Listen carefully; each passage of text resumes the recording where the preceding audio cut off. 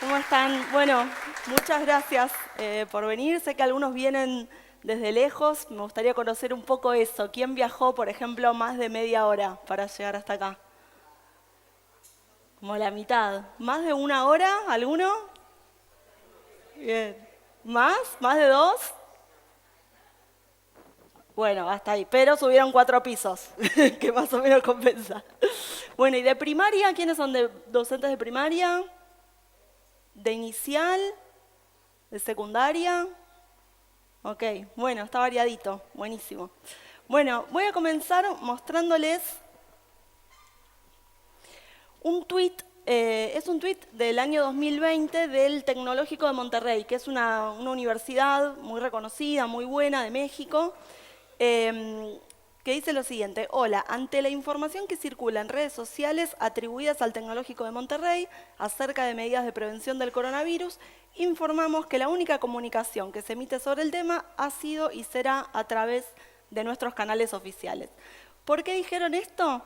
Acá en esta captura de pantalla que hice no se llega a ver, pero en el tuit de arriba, perdón, acá en el tuit de arriba, aparece una cadena viral de WhatsApp con algunas recomendaciones. Si se fijan, dice aceite de oliva, té de cúrcuma, es aconsejable tomar té como si fuera café. O sea, se habían difundido algunas recomendaciones, como sucedía en ese momento, muchísimas recomendaciones que se viralizaban para prevenir o curar o mitigar un poco los efectos del COVID, pero el tema es que acá esa cadena estaba firmada como si fuera una recomendación del Tecnológico de Monterrey.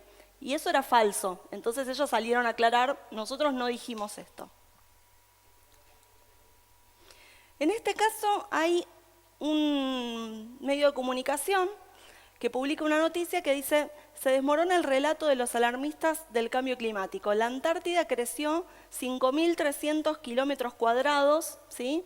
Y arriba tenemos el falso, porque es una verificación que hizo Chequeado. Entonces, si entran al sitio web de Chequeado, que hace justamente chequeos de noticias y de distintos tipos de contenidos, van a ver que, bueno, le puso el falso arriba. ¿Por qué? Esta noticia está basada en un estudio científico.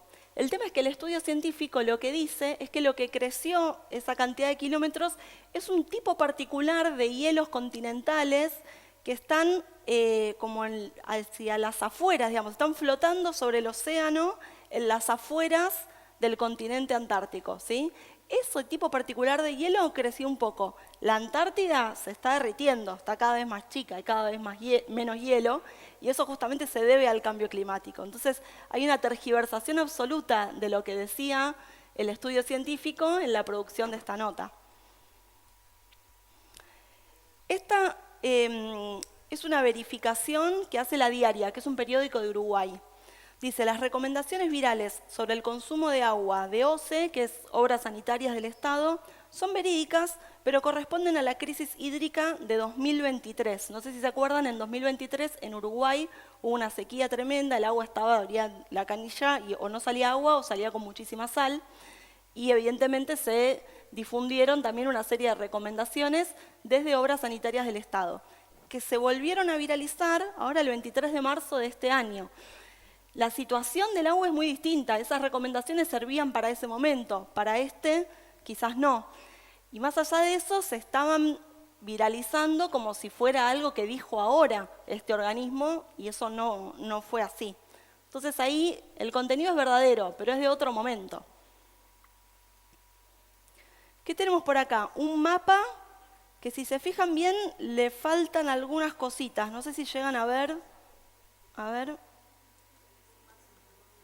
Hay como una provincia que no está, por ejemplo. ¿Ven cuál es? Tucumán no está. Esa es una cosa que sirve para ver que ahí hay algo raro. Y este mapa fue generado con inteligencia artificial. Entonces, ahí se ve que la inteligencia artificial cometió ese error, digamos, y es una manera de darnos cuenta que no es una imagen real, por más que parezca que tiene como datos, porque aparecen las provincias en distintos colores. No, también es un contenido falso. En este otro caso es una organización que hace verificación, que se llama maldita.es, es de España. Y acá tenemos, una primera captura muestra algunos de los posteos que circularon en un momento en que Rafael Nadal empezó a tener problemas para respirar. Sentía como un dolor en el pecho. Unos días antes se había vacunado de COVID. Entonces salieron un montón de publicaciones en donde decían no puede respirar porque se dio la vacuna de COVID. No puede respirar, es un efecto secundario de la vacuna de COVID. Después se dieron cuenta que en realidad tenía una pequeña fractura de costilla y eso era lo que le impedía respirar a Rafa Nadal. Y bueno, esto que vemos más abajo es el comunicado que hace el equipo de prensa de Nadal diciendo que estaba fracturado. Entonces, lo primero que quería compartirles es esto de, yo le puse fake news al título, es una palabra que usamos coloquialmente, pero a veces nos sesga un poco a pensar que hablamos de noticias falsas. Y no siempre son noticias. Fíjense que vimos publicaciones, declaraciones, hay diferentes tipos de contenidos que no siempre son una noticia, ¿no? Entonces, para que ampliemos un poco la mirada de cuánto contenido falso que puede circular o que podemos ver, escuchar en diferentes medios, redes, etc. Y otra cosa que vimos es que los contenidos o estas narrativas pueden ser falsas o pueden ser parcialmente falsas. Y eso es una estrategia también, ¿no? Cuando hay algo que es verdadero, yo empiezo a confiar, pero después resulta que hay otra parte del contenido que es falsa. ¿Qué es lo que puede ser falso entonces en una desinformación? Puede ser que el autor sea falso, ¿no? Que sea un contenido impostor, como el del Tecnológico de Monterrey. Más allá del contenido, se dice que una persona o que una institución dijo algo que en realidad no dijo. También puede ser que sean falsos concretamente los datos, los hechos que se dicen que sucedieron y por ahí no sucedieron o sucedieron de otra manera. Puede ser que sean falsas las dos cosas juntas, ¿no? Que se diga que tal persona dijo algo y por ahí eso que dijo es falso y peor aún, ni siquiera lo dijo esa persona o no lo dijo nadie. También lo que pueden ser falsos son las imágenes, los videos o los audios que acompañan a ese texto, ¿no? Antes por ahí mirábamos una imagen y nos daba una sensación de tranquilidad. Bueno, no, tiene una foto. Y hoy ya sabemos que no solo con la inteligencia artificial. Ya hace unos años que se modifican digitalmente un montón de imágenes, que se pueden editar videos. Entonces, que yo vea un video, que vea una foto, lamentablemente ya no es una garantía de que ese contenido sea verídico. Y hoy en día que podemos, con muy pocas herramientas, muy fácilmente generar una imagen muy creíble con inteligencia artificial, bueno, más cuidado todavía. Y otra cosa que puede ser falsa, y para mí esto es muy interesante, es el contexto. Y eso hace que un contenido realmente se convierta en una desinformación. Hay dos cosas que para mí son interesantes de esto. Una es esto de contenidos que son verdaderos, que lo que se dice es cierto, que la persona que lo dijo efectivamente lo dijo, como es el caso que vimos de Obras Sanitarias del Estado en Uruguay, pero que circulan en otra fecha o en otro lugar. Eso pasa mucho, por ejemplo, con los conflictos bélicos. Hay muchos videos de situaciones bélicas en Medio Oriente que en realidad sucedieron en Ucrania, por ejemplo, y al revés también. Cuando fue el pico de la pandemia, que los hospitales estaban estallados en todos lados, mostraban imágenes de pasillos colapsados de gente, que no es que no hubiese pasillos colapsados de gente, pero por ahí las imágenes que mostraban eran de otro lugar, ¿no?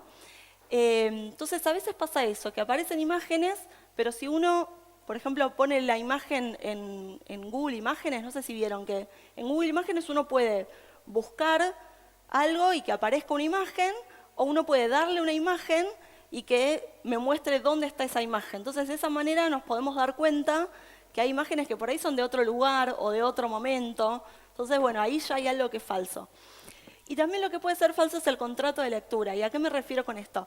Hay muchas publicaciones que son producidas por medios de comunicación, por ejemplo, que hacen parodias, ¿sí? Son sátiras. Y entonces por ahí dicen algo que es falso, pero que el público ya sabe que es falso, ¿no?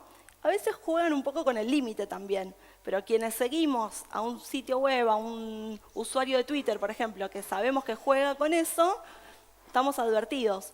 Cuando eso sale de esa burbuja, ¿no?, de gente que por ahí sigue a ese usuario y empieza a circular por fuera, ya no está ese contrato de lectura. Entonces muchas personas pueden dar por verdadero algo que es falso, por más que quizás no fue la intención, pero el impacto es que hay una desinformación dando vueltas. Entonces, fíjense todos los elementos que pueden ser falsos individualmente o de forma combinada en una desinformación, ¿no? Toda la multiplicidad de formas en que podemos caer en una desinformación. ¿Y dónde aparece? Bueno, básicamente en todos lados, en distintos tipos de medios, en nuestras conversaciones, de forma digital o analógica, en WhatsApp, en redes sociales, en medios de comunicación. También ahora que chateamos con inteligencia artificial, muchas veces las inteligencias artificiales también dan datos que son falsos, por ejemplo. Y sobre todo, hay mucha más viralización de desinformación cuando son momentos medio críticos o donde hay mucha incertidumbre. Por ejemplo, hablamos de la pandemia, de conflictos bélicos. También sucede antes de las elecciones o durante los procesos electorales, ¿no?, que hay como mucha incertidumbre de qué va a pasar. También es un momento crítico porque a veces hay mucha polarización. Entonces, esa situación de crisis, de incertidumbre, es como tierra fértil para la desinformación, porque no nos sentimos muy cómodos con la incertidumbre. Entonces, bueno, si hay algo que más o menos me responde la pregunta que yo tenía, lo tomo como verdadero y ahí puede ser que me termine desinformando. Y respecto al consumo incidental de noticias, es un concepto que se usa para describir esta situación de que estamos con el celular scrolleando, mirando videos de gatitos, la historia de qué comió un amigo, y al mismo tiempo aparece información, por ejemplo, política o económica. Entonces, no es como hace, no sé, 20 años, por ejemplo, que nos sentábamos a mirar el noticiero con la actitud, con la predisposición de, bueno, ahora voy a escuchar las noticias, ¿no? Estamos al mismo tiempo consumiendo distinto tipo de contenido, entretenimiento y informándonos. Entonces hay algo también de nuestra predisposición que quizás no nos deja como lo mejor parados para pensar críticamente cómo nos estamos informando. Y de hecho ahora los noticieros también hacen un poco eso. Si vieron los noticieros actuales en la TV, no solo comparten noticias, sino que también muestran fotos de gatitos, qué está pasando en Gran Hermano. Entonces, este consumo incidental de noticias nos está pasando en distintos territorios, digamos. También hay un círculo vicioso, ¿no?, entre la desinformación y los prejuicios, por ejemplo. Hay muchos prejuicios que están basados en información falsa. O sea que la información falsa alimenta los prejuicios, y también cuando tenemos prejuicios sobre algo, probablemente digamos alguna cosa que sea falsa. Entonces, los prejuicios y la desinformación se retroalimentan, ¿sí? Hablamos muchas veces de discursos de odio ahora, y son cosas completamente distintas, ¿no? Una cosa es el discurso de odio y otra cosa es la desinformación. Hablamos de desinformación para referirnos concretamente a algo que es falso, pero sí hay una retroalimentación muchas veces entre el discurso de odio y la desinformación. Y otra cosa en la que quería hacer hincapié es, sabemos que la desinformación tiene impacto en la salud, en el ambiente, en un montón de aspectos de nuestra vida, pero la confianza, cómo está erosionando la confianza es algo muy importante, porque no solo hay desinformación cuando creemos que es verdadero algo que es falso, sino también al revés. ¿No les pasa que ahora un poco desconfían de todo y que ya no sabemos qué es verdadero y qué es falso? Entonces, hay cosas que quizás son reales, pero por las dudas no confiamos, ¿no? Y empezamos a pensar como que, bueno, todo es relativo, no sabemos, y hay cosas que son ciertas, que funcionan y que está bueno poder valorarlas y decir, che, esto sirve y es verdadero, ¿no? Muchos de los movimientos negacionistas que estamos viendo ahora, por ejemplo, de la ciencia, parten como de un supuesto pensamiento crítico, pero nos llevan por ese lado, el de desconfiar de cosas que ya sabíamos que eran ciertas, como que la Tierra no es plana, por ejemplo, ¿no? Entonces, bueno, hay algo para mí ahí importante de no solo poder identificar lo que es falso, sino también lo que es verdadero y lo que funciona y cuidarlo mucho.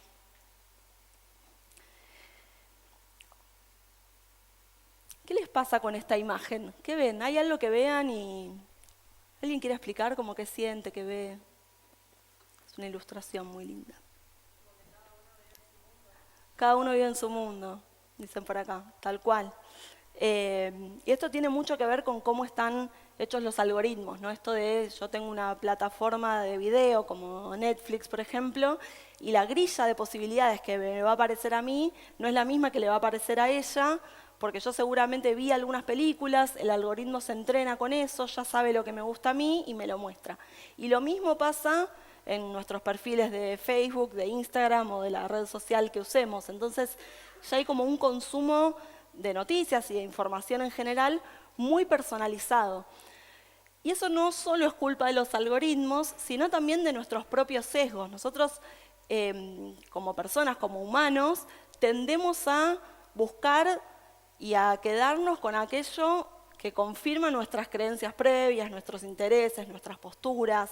Entonces, acá no se trata solo como de ciertas burbujas o mundos privados, sino también de grupos que viven dentro de una burbuja. Entonces, posiblemente si yo estoy a favor de cierta postura política, en mis redes sociales me van a aparecer contenidos que confirman las cosas que yo quiero que sean ciertas, y me va a parecer que la desinformación le llega solo al otro, ¿no? Y en realidad al otro le está pasando lo mismo. Esto de tener burbujas individuales o incluso burbujas sociales, bueno, nos previene un poco de poder contrastar información que venga de otros lados y tener una mirada un poco más amplia.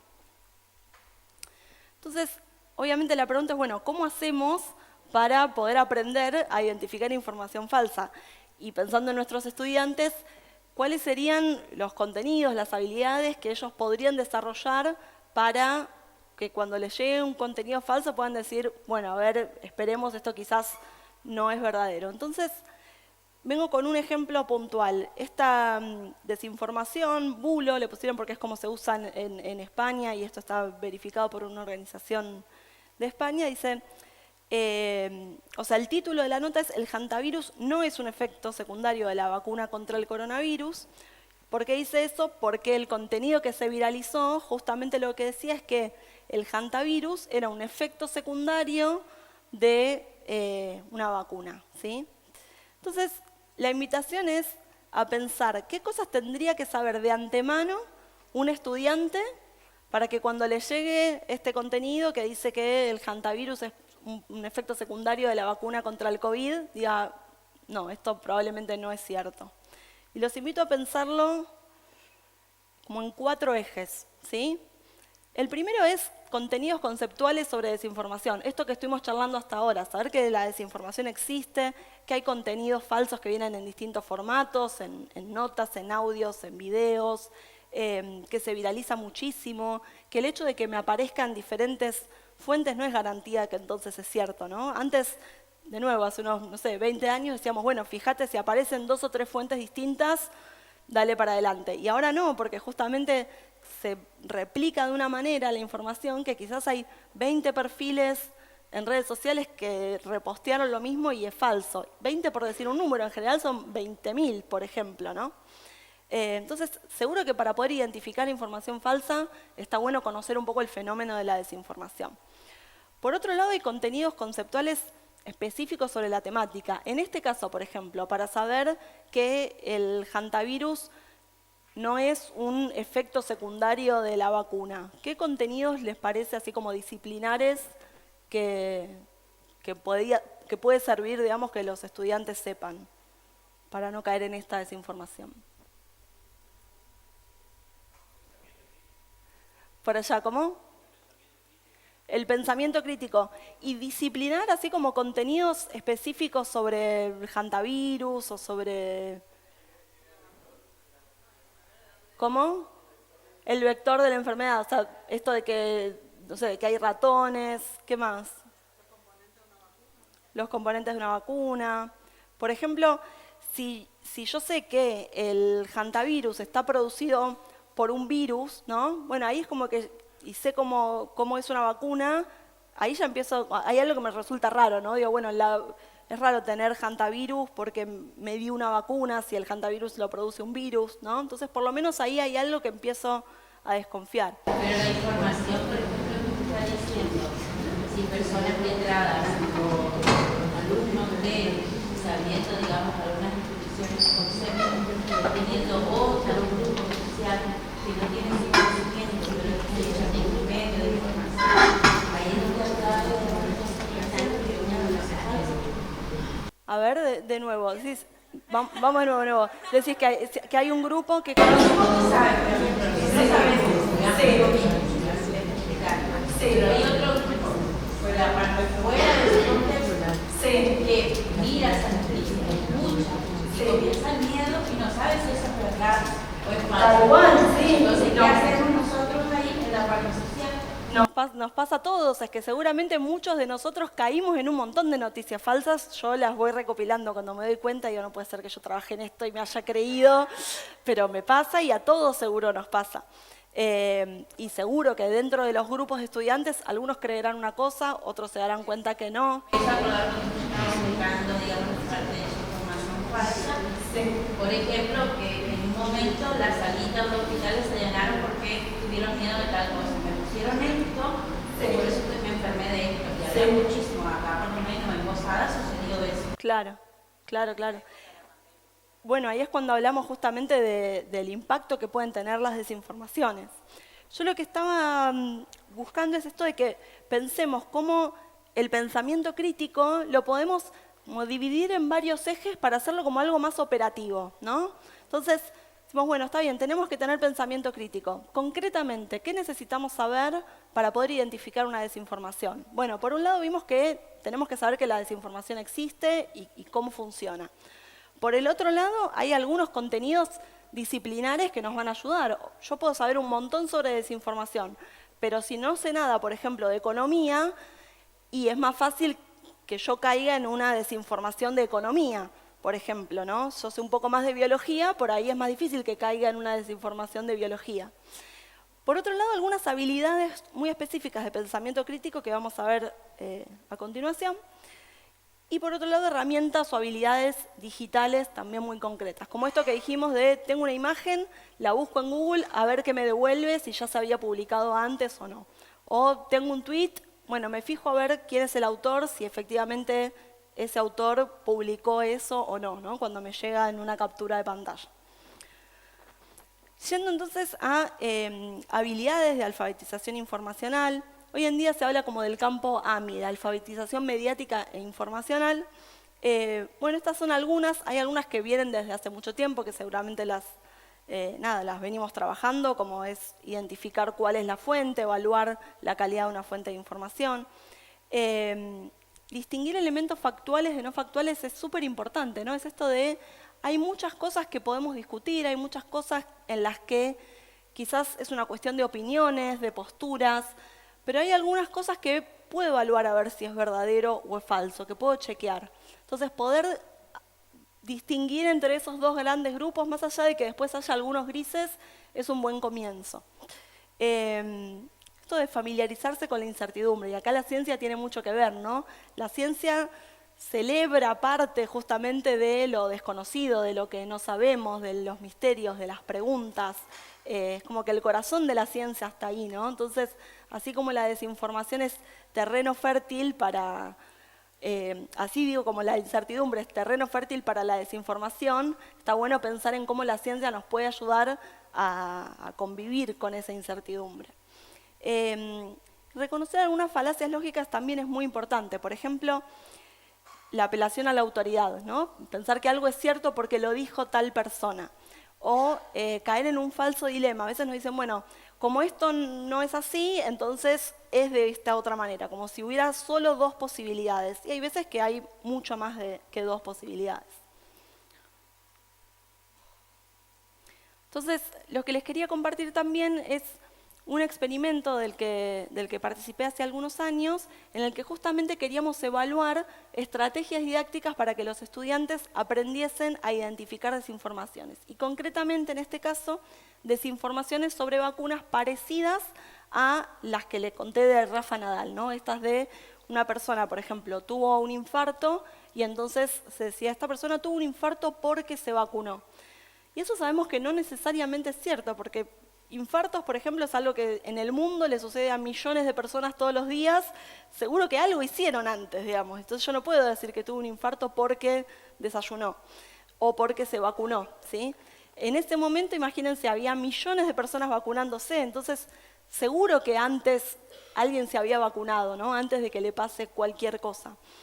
Entonces, por lo menos ahí hay una falacia que me dice, bueno, no necesariamente lo que le ocurrió es porque se vacunó, ¿sí?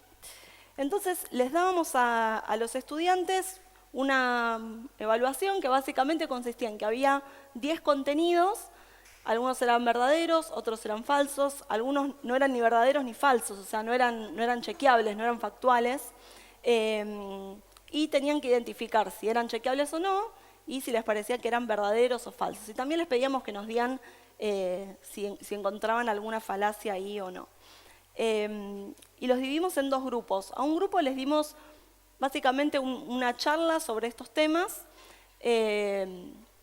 pero bastante superficial, digamos, ¿no? Y en el otro grupo sí hicimos una serie de 2 clases en donde trabajamos muy específicamente en estos 4 ejes que les compartí, ¿sí? Y respecto de las habilidades de pensamiento crítico, trabajábamos en que aprendieran a chequear cuándo era algo factual y cuándo no, y también a identificar esta falacia de que si una cosa ocurre después de la otra, no necesariamente es la consecuencia, ¿sí? Y estos fueron los resultados que obtuvimos. En primer lugar, lo que vimos es que el grupo tratamiento, o sea, el grupo con el que hicimos esta secuencia didáctica, basada en algunas habilidades muy específicas de pensamiento crítico, mejoró, ¿sí? 9 puntos su capacidad de identificar contenidos falsos, ¿sí? 9 puntos es un montón. Igual fíjense que estamos hablando de números bajos, pasaron de un 40% de efectividad a un 50%. Idealmente uno querría que suba mucho más. Cuando uno va a la investigación, digamos, a la literatura que hay sobre cómo enseñar a identificar desinformaciones y ver, digamos, cuando uno busca evaluaciones hechas así, con grupo control, grupo tratamiento, con un examen previo y uno posterior, en muchos casos hay números más altos, ¿no? O sea, los estudiantes pueden aprender a decir, bueno, no, esta también es falsa, esta también es falsa, esta también es falsa, esta también es falsa. Pero lo más interesante que encontramos, además, bueno, que el control, digamos, fue que no hubo grandes cambios, es esto, es que la identificación de contenidos verdaderos no se vio afectada. Y eso es clave, por esto que hablábamos hace un rato de la confianza. Si yo, por ejemplo, le digo a mis estudiantes, estoy simplificando mucho, ¿no? Pero si nos quedamos con que hay que desconfiar de todo y todo puede ser falso, yo puedo darle falso a todos los contenidos que me dieron en la evaluación y va a aumentar un montón mi capacidad de identificar contenidos falsos, pero también voy a estar marcando como falsos aquellos que son verdaderos. Y eso es muy importante que no suceda, que podamos seguir identificando qué es verdadero. Y eso es lo que puede pasar cuando hacemos intervenciones que justamente tienen que ver con un desconfiemos de todo, con un discurso del pensamiento crítico que no está operacionalizado en acciones y en habilidades muy concretas, que me permitan, sí, desconfiar, pero no quedarme en esa desconfianza, sino que la desconfianza sea nomás el puntapié, ¿no? La curiosidad para después chequear y poder identificar tanto lo falso como lo verdadero. Así que bueno, un poco para cerrar en relación a desinformación y ciencias naturales, quería contarles algunos casos respecto de la falacia de autoridad, ¿no? Se llama novelitis a un fenómeno que es que hay unos cuantos premios Nobel, por ejemplo, Pauling, que fue un grosso que descubrió cuestiones relacionadas a los orbitales atómicos y cómo se enlazan los átomos y las configuraciones electrónicas, le dieron un premio Nobel por eso, pero la pifió un poco hablando de vitamina C, le atribuyó un montón de beneficios que tendría, que en realidad no tiene, y hablaba, ¿no?, de que había que consumir una cierta dosis, que en realidad hoy ya sabemos que no, pero eso permeó muchísimo en la industria farmacéutica, por ejemplo, y hoy en día se siguen vendiendo y seguimos consumiendo vitamina C por unos motivos que no están como muy basados en evidencia científica, ¿sí? Mully fue el que inventó la PCR, ¿sí? Una técnica que nos permite fotocopiar ADN y después eso nos puede servir para identificar, por ejemplo, parentescos o, como en el caso de la pandemia, ver si hay o no un virus o una bacteria. Pero decía que el VIH no causaba el SIDA, que el SIDA no era causado por el VIH. Y eso es grave, ¿no?, difundir una desinformación así. Y bueno, este fue el que descubrió el virus del VIH, le dieron un premio Nobel por eso, pero también difundió un montón de desinformación sobre vacunas. Entonces, son algunos ejemplos nomás de cómo decir, esto lo dijo un premio Nobel, debe ser cierto. Bueno, atenti, porque puede ser que también los premios Nobel digan cosas que son falsas. ¿Alguien más que quiera describir una imagen? Ver qué le suscita esta ilustración.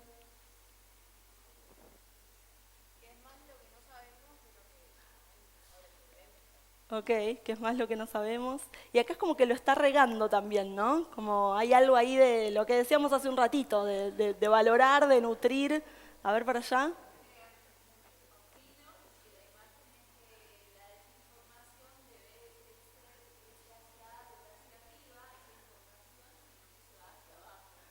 Mirá. Como que la información verdadera iría hacia arriba y la desinformación hacia abajo. Podría ser, está bueno, son dos interpretaciones. Bueno, es una ilustración, no hay, acá justamente no hay una interpretación verdadera y una interpretación falsa, ¿no? Son interpretaciones. Pero con esto de lo que no sabemos, quería volver a rescatar algo que es muy importante en la enseñanza de las ciencias naturales, que es la pregunta, ¿no? O sea, no quedarnos solo con lo que sabemos, sino como, bueno, ¿qué es lo que hay detrás de eso? ¿Qué pregunta llegó a ese conocimiento, ¿no? Y pensar siempre a la ciencia en relación con la investigación. Y para pensarlo en ese sentido, bueno, hay algo que no sabemos, un misterio por descubrir, una pregunta que no tiene respuesta. Evidencia o anécdota, ¿no? A mí me funcionó. Y eso también suele ser fuente de desinformación. Que a mí me funcionó no es una evidencia científica, ¿sí? Otra cosa, el lenguaje técnico. ¿Vieron cuando aparecen publicaciones que meten como el salto cuántico o nombran, no sé, alguna proteína o el shampoo con ADN vegetal? Bueno, eso también, ¿no?, se utiliza mucho en desinformaciones vinculadas con la ciencia. Usar terminología científica le da como una impronta que hace que parezca científico, pero bueno, tener palabras científicas no hace científica a un contenido. Bueno, y ahora sí, para cerrar, dos cosas. Algunos tips que ya estuvimos hablando. Ojo con las emociones fuertes. Cuando algo me causa mucha indignación y lo quiero compartir al toque, bueno, quizás primero respirar, chequear y en todo caso después compartir o no. Revisar todas las letritas que aparecen, ¿no?, en una publicación de Instagram, por ejemplo, ahora que se viralizan muchos los que están hechas con inteligencia artificial, muchas veces aparece chiquitito y no lo vemos, pero aparece, dice creación hashtag creador digital, ahí. Lectura lateral, ¿no? Esto de poder, estoy viendo algo, abro una ventana al costado y busco. Si me dicen que tal institución dijo tal cosa, bueno, a ver, por ahí me aparece una captura de un tweet. Entonces abro Twitter o X ahora y busco ese usuario a ver si efectivamente dijo eso o no. Incluso hay repositorios de tweets borrados que pueden buscar. Y una de las cosas más difíciles que tienen que ver con esto que vos mencionabas hace un rato de los grupos, ¿no? Hasta ahora hablamos de qué pasa cuando yo me creo una desinformación o qué puedo hacer para no creer una desinformación. Si esa desinformación me aparece en el grupo de WhatsApp de la familia, ¿no?, y yo me doy cuenta, ¿qué hago? ¿Lo digo? ¿Lo mando al frente al tío? Se empiezan a pelear, el cuñado. Entonces, hay una recomendación que funciona bastante bien, es decirlo. O sea, si yo no digo nada, dejo que eso siga creciendo, ¿sí? Entonces está bueno pararlo, pero está bueno pararlo en privado por ahí. Para no generar, ¿no?, como este debate que por ahí termina como yéndose de tema.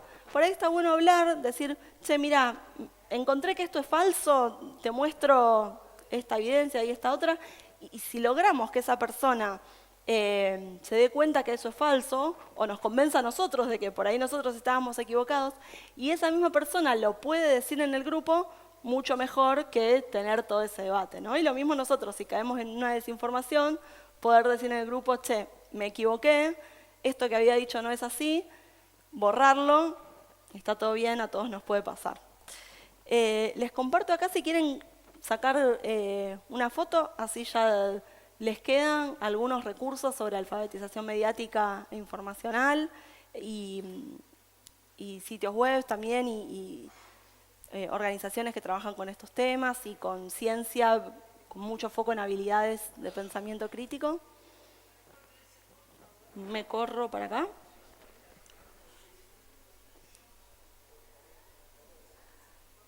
Ahí estamos.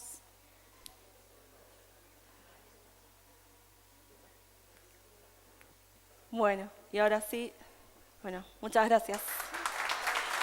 Muchas gracias.